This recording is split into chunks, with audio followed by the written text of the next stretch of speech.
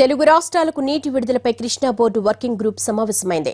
సెప్టెంబర్లో నీటి అవసరాలకు తెలంగాణకు 15 టీఎంసీలు, ఆంధ్రప్రదేశ్కు 36 టీఎంసీలు విడుదల చేయాలని అధికారులు నిర్ణయించారు. KRMB member secretary Sameer Chatterjee అధ్యక్షతన జరిగిన సమావేశంలో 2 రాష్ట్రాల ఇరిగేషన్ శాఖ అధికారులు పాల్గొన్నారు. కృష్ణా బేసిన్లోని ప్రాజెక్టులకు ఇన్ఫ్లో ఉంటే నీటి విడుదలపై మరోసారి సమావేశమే నిర్ణయం తీసుకుంటామన్నారు. తుమ్మిడిహట్టి ఎత్తుపై అధికార ప్రతిపక్షాల మధ్య వాదోపవాదాలను కొత్త మలుపు తిప్పారు జానారెడ్డి. 152 మీటర్ల ఎత్తుకు మహారాష్ట్రతో ఒప్పందం కుదిరిందని, ఇప్పటిదాకా ప్రతిపక్షం చేస్తున్న వాదనకు నిన్న జానారెడ్డి చెప్పిన విషయానికి పొంతన కుదరడం లేదు. ప్రాజెక్టుల రీడిజైన్ పై సీఎం కేసీఆర్ ఇచ్చిన పవర్ పాయింట్ ప్రెజెంటేషన్ ను కాంగ్రెస్ తప్పుబట్టింది. పవర్ పాయింట్ ప్రెజెంటేషన్ ద్వారా తమ అభ్యంతరాల్ని టెక్నికల్ గానే లేవనెత్తింది. గోదావరిపై 3 ప్రాజెక్టులకు సంబంధించి ఇటీవల మహారాష్ట్ర ప్రభుత్వంతో ఒప్పందం కుదుర్చుకున్నారు కేసీఆర్. దీనిపైన విమర్శలు కురిపిస్తోంది కాంగ్రెస్. తుమ్మిడిహట్టి బ్యారేజీ నిర్మాణానికి మహారాష్ట్రతో తాము 8 ఏళ్ల క్రితమే ఒప్పందం చేసుకున్నామంటోంది. ఇక కేసీఆర్ సర్కార్ కొత్తగా చేసింది ఏముందని ప్రశ్నిస్తోంది. ఇదే విషయాన్ని జనంలోకి తీసుకెళ్లాలన్నది కాంగ్రెస్ వ్యూహం. కానీ జానారెడ్డి కామెంట్స్ తో ఇప్పుడు డిఫెన్స్ లో పడిపోయింది హస్తం పార్టీ.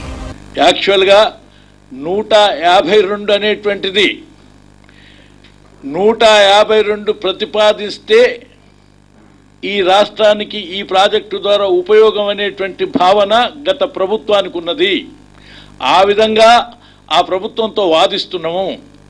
వాదించి ప్రాసెస్ అయ్యే లోపల అక్కడ వచ్చిన ఎజిటేషన్స్ మూలాన ఈ తెలంగాణ ఉద్యమంలో మిగిలిపోయి ఆ విషయాన్ని దాని తర్వాత మీ ప్రభుత్వం వచ్చింది. అంతే. మేము ఒప్పించే దాంట్లో మాది జాప్యం జరిగిన మాట వాస్తవం. కానీ మేము ఒప్పించలేని విషయాన్ని పరంపరగా వచ్చిన ప్రభుత్వం ఏది లాభమో ఒప్పించడానికి కృషి చేయవలసినటువంటి బాధ్యత ఈ ప్రభుత్వానికి ఉందా లేదా? 2008లోనే 152 మీటర్ల తుమ్మిడిహట్టి బ్యారేజీ నిర్మాణానికి ఒప్పందం కుదుర్చుకున్నామన్నది కాంగ్రెస్ వాదన. అయితే 2014 వరకు తట్టెడు మట్టైనా ఎందుకు తీయలేదని అధికార పక్షం నిలదీస్తోంది. దీనిపై స్పష్టత ఇచ్చేందుకు సరైన సమాధానం కోసం కాంగ్రెస్ వెదుకుతుంటే ప్రెస్ మీట్ పెట్టి మరీ అసలు బండారం బయటపెట్టేశారు జానారెడ్డి. కాంగ్రెస్ హయాంలో మహారాష్ట్రతో ఎలాంటి ఒప్పందాలు జరగలేదని స్పష్టం చేశారాయన. దీంతో కాంగ్రెస్ నేతలు గత కొన్నాళ్లుగా చెబుతున్న ఒప్పందం మాట వట్టి కట్టుకథేనా అనే అనుమానాలు మొదలయ్యాయి.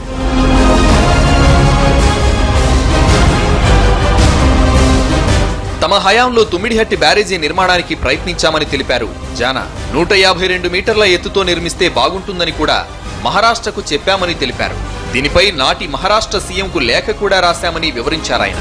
అంతే తప్ప ఎలాంటి ఒప్పందం కుదుర్చుకోలేదని స్పష్టం చేశారు జానా. తమ ప్రతిపాదనల్ని అప్పటి మహా సర్కార్ తోసిపుచ్చిందన్నారు.